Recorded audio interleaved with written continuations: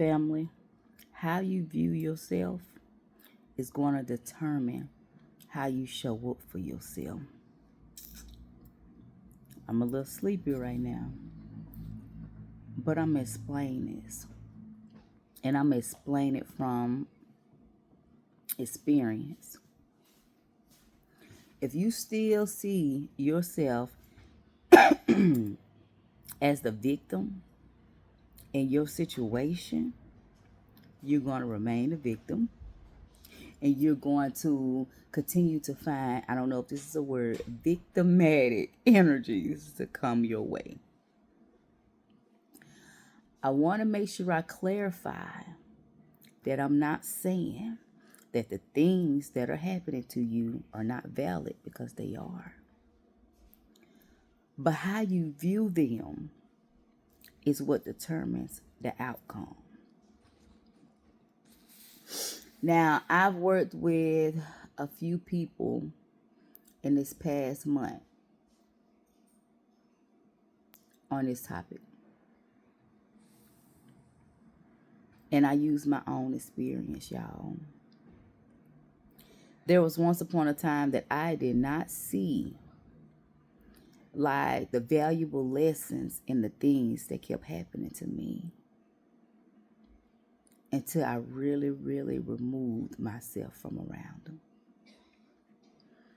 Sometimes it's very hard to see and dissect when you are right there in the middle of it. I remember about 2 years ago being on a plane. And as that airplane went up, and I got to seeing the city just shrink and shrink and shrink, something clicked in my mind like, it's more to this. It's more to it. I need to take myself out of this and look at the bigger picture. Now, I must be honest, because even though I did and I said that, once I got back in it was back rough again. Circumstances forced me out, but it was in alignment. I'm going to repeat that again.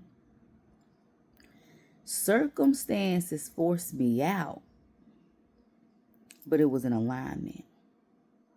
The thought was already there on what to do, but I was too afraid to move. Sometimes you have to realize that your circumstances are not to hinder you, but sometimes they are your reasoning and your escape to leave. That's part of finding your reasoning. But after so long, it becomes, hey, there's nothing I can do until you see this yourself. What role do I play in this? What role have I contributed to this? It's very, very important on growth. I'm going to be honest with y'all. I went from this. And when I really surrendered to spirit, within a few weeks of the last thing that happened to me prior to me leaving to now, it's almost like I've jumped timelines that I had to sit back, because I was like, whoa, this really happened. This is really happening. This is really me and my life.